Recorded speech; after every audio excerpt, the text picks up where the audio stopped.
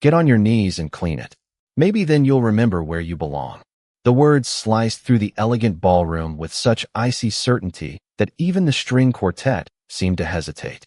Crystal chandeliers scattered warm golden light across polished marble floors, where nearly 300 guests in tailored tuxedos and designer gowns stood frozen, champagne flutes suspended halfway to their lips. Every conversation dissolved into silence. Every pair of eyes drifted toward the young black waitress standing at the center of the room. Maya Brooks didn't move. Her fingers remained wrapped around the silver serving tray she had carried for the past 4 hours, though they tightened just enough for the polished metal to tremble almost invisibly beneath the glow of the lights. At 26, she had learned that humiliation rarely announced itself with shouting. More often, it arrived wearing an expensive suit and an expensive smile. Richard Harrison, founder and CEO of Harrison Dynamics, stood only a few feet away in an impeccably tailored midnight blue tuxedo. His polished shoes reflected the marble beneath him almost perfectly, untouched by the dark splash of red wine now spreading across the floor. The overturned crystal glass rested on its side near Maya's feet, the deep burgundy liquid flowing slowly across the white stone like spilled paint. No one could say for certain how the glass had fallen, but everyone had seen Richard's hand brush the tray moments before. No one said a word. They couldn't. Harrison wasn't merely the host of tonight's charity gala. He was one of the wealthiest businessmen in North Carolina, a man whose signature could create careers or quietly erase them. Executives laughed when he laughed. Investors nodded before he finished speaking. Employees lowered their voices whenever he entered a room. Even now, dozens of board members, politicians, and local business leaders simply watched, unwilling to interrupt the uncomfortable theater unfolding before them. Maya lowered her eyes toward the spreading stain, not because she believed she deserved the blame, but because she refused to let anyone see the sting gathering behind her. Calm expression. She had promised herself years ago that no difficult customer, no cruel remark, and no unfair accusation would take away the dignity her grandmother had spent a lifetime teaching her to protect. Every Friday night after dialysis, her grandmother always smiled through the exhaustion and reminded her of the same simple truth. People can't decide your worth, baby. They only reveal their own. Maya carried those words with her the way others carried Lucky Charms. They had followed her through community college classes, double shifts at the downtown diner, and now through weekend catering jobs that helped cover the medical bills insurance refused to pay. Tonight's gala alone would earn enough to cover nearly 2 weeks of prescriptions. She couldn't afford to lose this job. She couldn't afford her pride to become more expensive than her responsibilities. Richard folded his arms as though waiting for an obvious solution to an obvious mistake. Around the ballroom, cameras from the charity's media team quietly continued recording, capturing smiling donors who suddenly no longer smiled. Somewhere near the back of the room, a waiter glanced toward Maya with quiet sympathy before immediately looking away. The silence stretched longer than anyone expected, growing heavier with every passing heartbeat. Then, from the sweeping staircase overlooking the ballroom, a calm young woman's voice broke through the tension. "Dad, stop." Every head turned before Maya did. Emily Harrison stood motionless on the curved staircase, one hand resting lightly against the polished oak railing, her soft ivory evening gown glowing beneath the chandelier light. Her voice had not been loud, yet somehow it carried farther than the sharp command that had filled the ballroom only seconds before. The silence shifted. It was no longer the silence of spectators afraid to interfere. It had become the silence of people waiting to see whether anyone would dare challenge the most powerful man in the room. Richard Harrison slowly turned toward his daughter, surprise flickering across his face before disappearing behind the familiar expression of control that had defined every public appearance for decades. Emily met his eyes without lowering hers. Maya remained exactly where she stood, her breathing steady, her attention fixed on the marble floor where the dark stain continued spreading across the stone. She had no desire to become the center of anyone's family disagreement. She only wanted to finish her shift, collect her paycheck, and return to the small brick duplex where her grandmother would already be asleep after another exhausting dialysis treatment. Every hour mattered. Every dollar mattered even more. Long before the ballroom, before the polished silver trays and designer uniforms, Maya's mornings had started before sunrise. She attended nursing classes at the local community college 3 days each week, balancing textbooks with coffee that had long since gone cold. The afternoons belonged to a neighborhood diner where regular customers knew her by name and tipped generously because she remembered birthdays, favorite meals, and the names of grandchildren they proudly described over pancakes and eggs. On weekends, she accepted catering jobs like tonight because hospitals, pharmacies, and utility companies never accepted kindness as payment. Her grandmother, Lillian Brooks, had raised her after her parents passed away in a highway accident when Maya was only 8 years old. Lillian cleaned office buildings for nearly 30 years, often returning home with sore knees, but never with bitterness. She believed respect was something a person carried inside, not something another person handed over. Whenever Maya came home discouraged after someone questioned her intelligence, her education, or simply looked through her as though she were invisible, Lillian would pour sweet tea into 2 mismatched glasses and remind her that the strongest people rarely announce their strength. They proved it quietly, one decision at a time. Those lessons had become part of Maya long before she learned medical terminology or patient care. Tonight, they steadied her heartbeat far more effectively than courage alone ever could. She slowly bent down, reaching for the fallen crystal glass with careful hands, determined to prevent anyone from stepping on the broken stem. The movement was graceful rather than defeated. She was cleaning because it was her responsibility, not because another person's opinion defined her value. Several guests noticed the difference, exchanging uncertain glances without saying a word. Near one of the banquet tables, an elderly donor lowered his champagne glass and watched Maya with thoughtful eyes.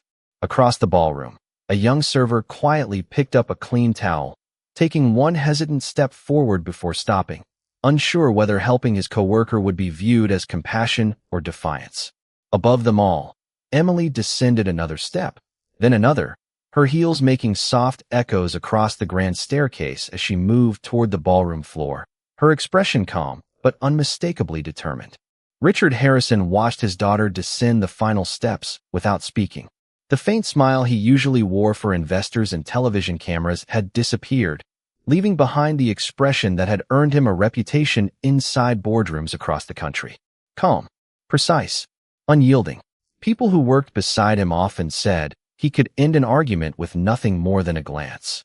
For more than 30 years, he had built Harrison Dynamics from a rented warehouse outside Charlotte into one of the largest advanced manufacturing companies in the Southeast. Business magazines celebrated his discipline. Financial networks praised his instincts. Employees admired his results, but very few claimed to know the man behind the headlines. Richard believed life was a competition with clear winners and losers. He respected efficiency, performance, and measurable success. Everything else, in his mind, was distraction. As a young man, he had grown up in a household where mistakes were treated like permanent scars. His own father had repeated the same lesson until it became part of Richard's identity. Respect is earned through achievement. If people wanted dignity, they had to prove they deserved it. Over the years, that belief quietly hardened into something colder. He no longer judged only decisions. He judged appearances, occupations, and first impressions before conversations even began. Expensive watches suggested discipline. Tailored suits suggested competence. Uniforms often suggested the opposite. It was a habit so deeply rooted that he rarely noticed himself doing it anymore. Tonight's charity gala had been organized to celebrate scholarships for underprivileged students entering healthcare professions, a cause recommended by the company's public relations team after months of planning. Television cameras captured generous donations, polished speeches, and smiling photographs beneath banners promising opportunity for everyone. Yet beneath the carefully managed image, Richard expected flawless service from every person wearing a catering uniform. He believed perfection was simply the minimum requirement. Any mistake, no matter how small, reflected carelessness in his eyes. Around the ballroom, executives quietly watched him, measuring their own reactions against his. Some nodded automatically whenever he spoke. Others laughed a little louder than necessary whenever he made a joke. Years of influence had trained people to agree before considering whether agreement was deserved. It was easier that way. Safer. Even tonight, after the uncomfortable silence settled over the marble floor, not a single senior executive had stepped forward to question him. Their polished shoes remained planted beside linen-covered tables, while the room waited for Richard to decide how the evening would continue. Emily reached the ballroom floor and stopped several feet from her father. She studied him with an expression that carried sadness more than anger, as though she recognized someone she loved but no longer understood. Richard noticed the disappointment in her eyes, yet refused to acknowledge it.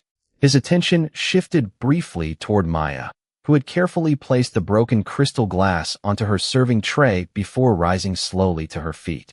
She stood with quiet composure, smoothing the sleeve of her uniform without complaint or resentment. Something about her calmness unsettled the room. She was not arguing. She was not pleading. She simply refused to surrender the quiet dignity that no expensive ballroom, no powerful executive, and no humiliating moment could take away. Richard folded his hands behind his back, preparing to speak again, convinced that authority alone would restore order. But before a single word left his lips, Emily took one deliberate step forward, placing herself between her father and the young waitress, and every person in the ballroom sensed that the evening had just changed in a way no amount of money could control. Emily stopped directly beside Maya, instead of standing with the circle of executives surrounding her father. The simple choice sent a ripple through the ballroom stronger than any raised voice could have. Guests exchanged uncertain glances while camera operators slowly lowered their equipment, sensing that the carefully choreographed evening had slipped beyond anyone's control. Richard's jaw tightened almost imperceptibly. "Emily," he said evenly, "step aside." She looked at him with quiet composure. "No, Dad." The answer was gentle, but firm enough that several members of the board shifted uncomfortably in place. Richard had spent decades building a company where his instructions were followed without hesitation. Hearing the first real refusal come from his own daughter left an unfamiliar tension hanging in the air. Maya instinctively stepped back half a pace, hoping to remove herself from the center of the confrontation. She had never wanted anyone to argue because of her. Her shift was supposed to end in less than 2 hours. She had planned to stop by the 24-hour pharmacy on the drive home before picking up breakfast for her grandmother. Instead, she found herself standing beneath hundreds of glittering lights while strangers stared at her as though she had become part of the evening's entertainment. Emily slowly reached toward the service cart beside Maya and picked up a neatly folded white linen towel. Without saying another word, she knelt gracefully onto the cool marble floor. Gasps quietly spread across the ballroom. The daughter of Harrison Dynamics' celebrated founder gently pressed the towel against the spilled wine, carefully absorbing the crimson stain before it reached the edge of the dance floor. Maya's eyes widened in surprise. "Miss Harrison," she whispered. "Softly, please. I can take care of it." Emily looked up with a warm smile that carried neither pity nor performance. "I know you can," she answered. "That is not why I am doing this." The silence deepened. Several guests who had remained frozen only moments earlier began exchanging thoughtful looks. One elderly woman slowly lowered her champagne glass. A young physician attending the fundraiser quietly nodded to himself. Even a photographer standing near the stage hesitated before lifting his camera again, uncertain whether the most remarkable image of the evening was the charity banner hanging above the ballroom or the unexpected act unfolding beneath it. Richard took one measured step forward. "Emily," he repeated, this time with unmistakable authority, "you are embarrassing yourself." She carefully finished wiping the last trace of wine from the marble before standing again, handing the folded towel back to Maya with both hands. "No," she replied calmly. "I would only embarrass myself if I pretended this was acceptable." The words landed with quiet force. Maya felt every eye return to her, and for the first time that evening she wished she could disappear into the busy kitchen beyond the ballroom doors. She was not accustomed to being defended, especially not by someone whose name appeared on magazine covers and corporate annual reports. Her grandmother had always taught her that kindness rarely announced itself loudly. Yet standing beside Emily, Maya recognized that courage sometimes arrived just as quietly. Richard's expression remained controlled, but those who had worked beside him for years recognized the subtle change. His shoulders had stiffened. The confidence that usually filled every room he entered now met something it could not immediately overpower. Around them, the music had stopped completely. The ballroom no longer resembled a celebration. It felt like a courtroom where no judge had spoken, yet everyone understood that a verdict was slowly beginning to form. Richard Harrison drew a slow breath, the kind he usually took before closing a multi-million-dollar negotiation, but this time it did nothing to steady the growing unease spreading. Beneath his carefully controlled expression, his eyes moved from the folded towel still resting in Maya's hands to his daughter standing beside her with unwavering composure. Every instinct told him to reclaim control before whispers replaced admiration. "Emily," he said, his voice measured but unmistakably firm. "This event is not the place for emotional demonstrations. Return to your seat." Emily remained where she was. "This is exactly the place," she answered quietly. "Because everyone is watching." The words settled over the ballroom like a weight no one could ignore. Several guests lowered their eyes while others looked directly at Richard for the first time that evening instead of automatically agreeing with him. A member of the board adjusted his tie without realizing his hands were shaking slightly. Across the room, one of the catering staff held a serving tray against his chest, unable to look away. Richard noticed the shifting expressions and felt something unfamiliar. It was not fear. It was the realization that the room was no longer moving with him. "You do not understand what leadership requires," he replied. "Standards matter. Discipline matters." Emily nodded gently. "Yes, they do. But dignity matters too." Maya wished she could disappear into the kitchen corridor only a few yards away. She had spent years learning how to become invisible whenever tension filled a room. It was safer that way. Simpler. Yet somehow she had become the center of a conversation she had never wanted. She looked toward Emily with quiet concern. "Miss Harrison," she said softly, "please do not argue because of me. I will finish cleaning and everything will be fine." Emily turned toward her with a grateful smile. "That is exactly what worries me," she replied. "You believe this should simply be accepted." Maya lowered her eyes for a brief moment. She thought about her grandmother waiting at home, about the unpaid medical invoices folded neatly inside the kitchen drawer, about the nursing exam she still needed to study for after getting off work. There were battles that cost more than pride. She understood that better than most people ever would. Richard noticed Maya's silence and mistook it for agreement. "You see," he said, looking back at Emily. "She understands professionalism." Maya slowly lifted her head. Her voice remained calm, respectful, and almost gentle. "Sir, professionalism means serving people with respect. It does not mean forgetting that we are all people." The sentence was neither loud nor confrontational, yet it echoed across the silent ballroom more powerfully than anyone expected. A few guests exchanged surprised glances. An elderly woman quietly pressed a hand against her necklace, as though the simple truth had reached somewhere deeply personal. Richard stared at Maya for several long seconds. No apology, no anger, no resentment, only quiet conviction. Somehow that unsettled him far more than outrage would have. Before he could answer, Emily stepped slightly closer to Maya, almost instinctively placing herself beside her rather than behind her. Richard looked at his daughter, then at the hundreds of faces surrounding them. For the first time in decades, he realized that every carefully chosen word from this moment forward would not simply define the evening. It might define the kind of man everyone in that ballroom would remember long after the lights were turned off. For several long seconds, no one spoke. The ballroom, so alive with music only minutes earlier, had become strangely peaceful. Beyond the towering windows, a gentle spring rain began to fall, tiny drops tracing slow paths down the glass until the city lights outside blurred into soft ribbons of gold and silver. Maya quietly folded the damp linen towel and placed it back onto the service cart with the same care she had shown every guest throughout the evening. Her movements were unhurried, almost graceful, as though refusing to let tension dictate the rhythm of her heart. Emily watched her in silence. She had expected frustration, perhaps even tears. Instead, she saw something far stronger. She saw a woman who had learned to protect her dignity without demanding attention. That quiet strength stirred memories Emily had tried for months to keep buried. 6 months earlier, on a rainy Tuesday afternoon, she had walked alone through the emergency department of Charlotte Memorial Hospital after another overwhelming panic attack. The polished hallways had felt impossibly long. Doctors had spoken kindly. Nurses had checked her vital signs. Yet despite the crowded waiting room, Emily had never felt more invisible. Her father had been in California closing another acquisition. His assistants had arranged the best physicians money could provide, but none of them could remain after their shifts ended. The room had grown painfully quiet once the paperwork was finished.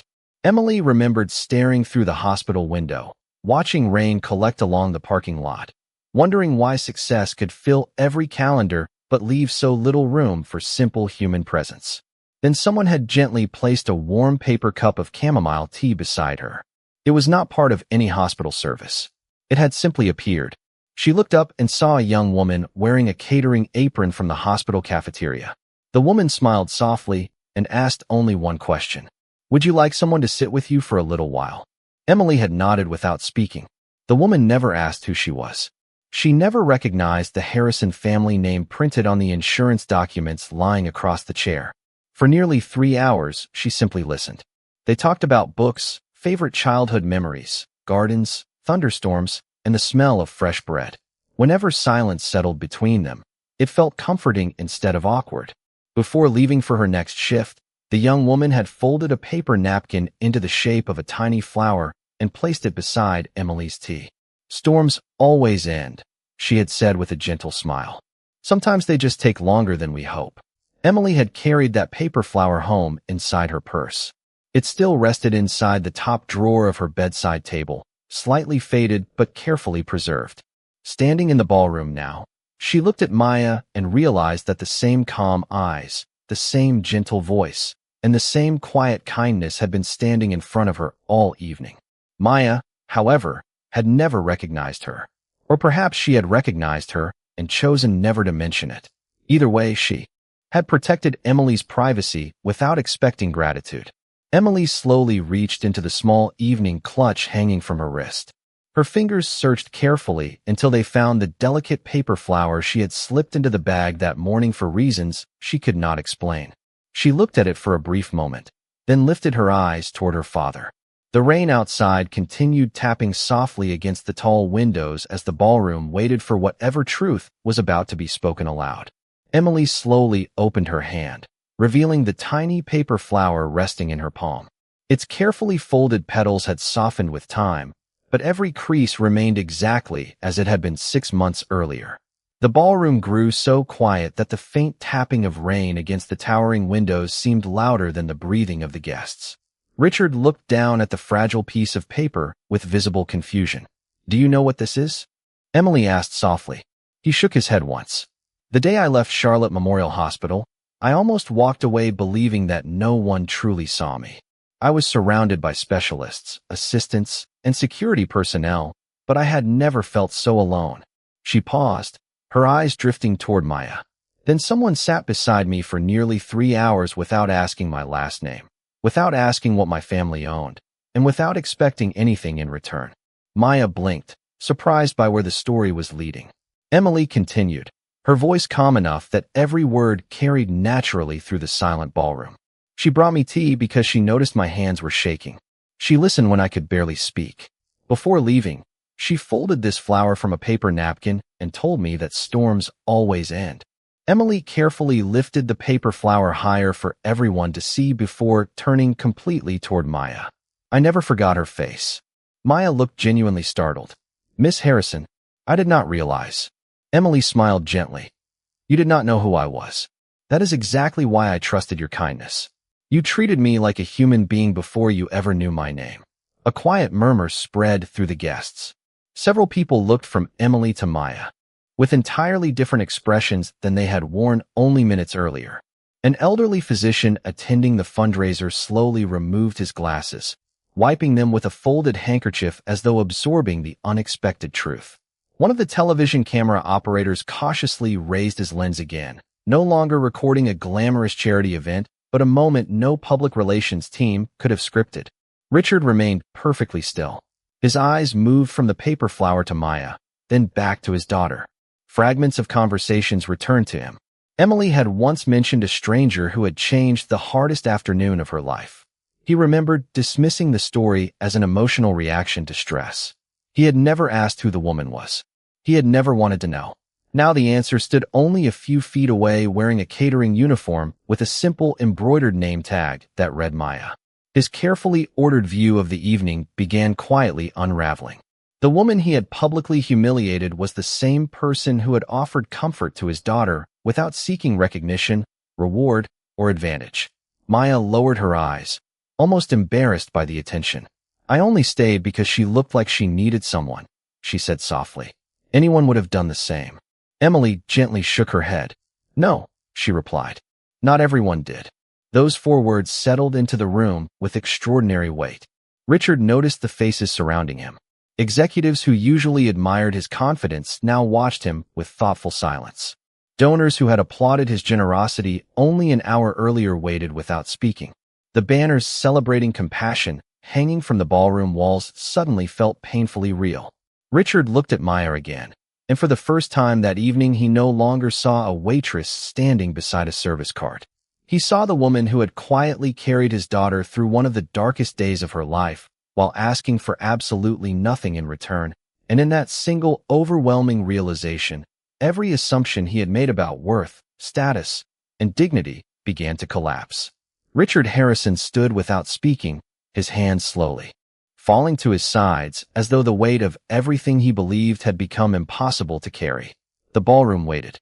No one reached for a champagne glass. No one whispered. Even the musicians remained motionless near the stage, their instruments resting quietly beneath the soft glow of the chandeliers. Richard looked directly at Maya, really looked at her for the first time that evening. He noticed the tiredness beneath her eyes that came from long days and even longer nights. He noticed the worn edges of her black work shoes, polished carefully despite years of use. He noticed the silver nursing school pin fastened discreetly inside her uniform collar, something he had overlooked because he had never thought to see beyond the uniform itself. His voice, when it finally came, was lower than anyone in the room had ever heard. "Miss Brooks." He paused, searching for words that money had never taught him to say. "I judged you before I knew a single thing about you." The confession hung quietly in the air. Maya remained still, holding the folded towel gently against her serving tray. She did not answer immediately, because she sensed this moment was no longer about her. It was about a man confronting the reflection of himself for the very first time. Richard slowly stepped forward until only a few feet separated them. "I embarrassed someone who showed my daughter more compassion than I have shown many people in my entire career." His eyes briefly met Emily's before returning to Maya. "There is no excuse for what I did. I am sincerely sorry." Around the ballroom, several guests quietly lowered their heads. A few executives who had remained silent throughout the confrontation suddenly seemed uncomfortable with their own silence. Emily watched her father carefully. She had hoped for an apology, but hearing it spoken without excuses felt almost unfamiliar. Richard had spent decades correcting financial reports, business strategies, and manufacturing errors. Admitting a moral failure was something entirely different. Maya took a slow breath before offering a gentle smile that carried neither triumph nor resentment. "Thank you for saying that," she replied softly. "Apologies matter because they give people the chance to become better than the moment before." Richard nodded almost imperceptibly. "I cannot change what happened tonight." "No," Maya answered kindly. "None of us can." She glanced toward Emily before continuing. "But tomorrow is still waiting for all of us."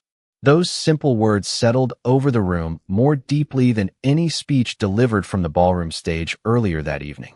Richard expected anger. He expected disappointment. Instead, he was met with grace, and somehow that was harder to receive than criticism would have been. Emily smiled through eyes beginning to glisten beneath the warm lights. She reached over and gently squeezed Maya's hand for a brief moment. "You helped me once when you did not even know my name," she said. "Now you have helped my father understand something I have been trying to explain for years." Maya gave a quiet laugh, almost embarrassed by the attention. "I only tried to treat people the way my grandmother taught me." Richard looked at her with genuine curiosity. "Your grandmother raised an extraordinary woman." Maya's expression softened immediately. "She would tell you, she simply raised me to remember that every person deserves respect before they earn admiration." Richard slowly repeated those words to himself as though committing them to memory. Around the ballroom, applause did not begin all at once. One pair of hands started near the back of the room, then another. Soon the entire audience rose to their feet, not celebrating wealth or influence, but honoring the quiet courage of a woman whose greatest strength had never been her position, only her unwavering humanity. The applause slowly faded, leaving behind a quiet unlike anything the grand ballroom had known that evening. It was no longer the uncomfortable silence of people afraid to speak. It was the peaceful silence that follows a truth everyone has finally accepted. Outside, the rain had stopped. The clouds drifted apart, allowing the moonlight to spill across the wet streets of Charlotte, where reflections shimmered like silver beneath the city lights. Inside, guests gradually returned to their conversations. But something had changed. Their smiles felt more genuine. Their handshakes lingered a little longer. Several donors quietly crossed the ballroom to thank members of the catering staff by name, something few of them had thought to do before. Maya glanced at the antique clock above the ballroom entrance and realized her shift had finally come to an end. She carefully placed the last polished serving tray onto the catering cart and removed the small apron tied around her waist. One of the kitchen supervisors approached with grateful eyes and quietly thanked her for maintaining such remarkable professionalism under extraordinary circumstances. Maya simply smiled and wished everyone a peaceful evening. As she walked toward the exit, Emily hurried after her, the soft sound of her heels echoing across the marble floor. She reached Maya just outside the ballroom doors where the air felt cooler and carried the fresh scent of rain drifting in through the open entrance. Without saying a word, Emily wrapped her arms around Maya in a warm, heartfelt embrace. Maya hesitated for only a moment before returning the hug with quiet affection. Neither woman needed to explain what the embrace meant. Some moments were too sincere for speeches. Richard watched from across the lobby. He did not interrupt them. Instead, he quietly approached after Emily stepped back. In his hands was a simple white business card without a company logo or executive title, only his personal phone number written neatly across the front. He offered it to Maya. "If your grandmother ever needs assistance with her medical care," he said gently, "please allow me the opportunity to help. Not because I owe you, because it is the right thing to do." Maya looked at the card for a long moment before accepting it with both hands. "Thank you," she replied softly. "She taught me that kindness should always be received with gratitude." Richard nodded, understanding that her acceptance was not surrender, nor was it forgiveness purchased through generosity. It was simply another act of grace. Maya stepped outside into the cool evening air. The sidewalks still glistened beneath the streetlights, and the distant sound of passing traffic blended gently with the dripping branches of old oak trees lining the avenue. She pulled her light jacket around her shoulders and began the familiar walk toward the employee parking lot. Behind her, through the towering glass windows, Richard remained standing in the lobby, watching quietly as the young woman disappeared into the night. For years he had believed greatness could be measured by titles, wealth, and influence. Yet the most important lesson of his life had arrived wearing a simple black waitress uniform and carrying nothing more valuable than compassion. Maya reached her modest sedan, placed her nursing textbooks carefully onto the passenger seat, and looked briefly toward the bright skyline before starting the engine. Tomorrow morning, she would attend class. Tomorrow afternoon, she would visit her grandmother. Tomorrow evening, she would return to work if another shift was available. Her life had not suddenly become easier. The bills would still arrive. The responsibilities would still be waiting. But as she drove into the quiet streets beneath a clearing sky, one truth remained brighter than the city lights behind her. Respect is never created by power. It is revealed by character. And sometimes the strongest person in the room is the one who chooses kindness when everyone else expects bitterness.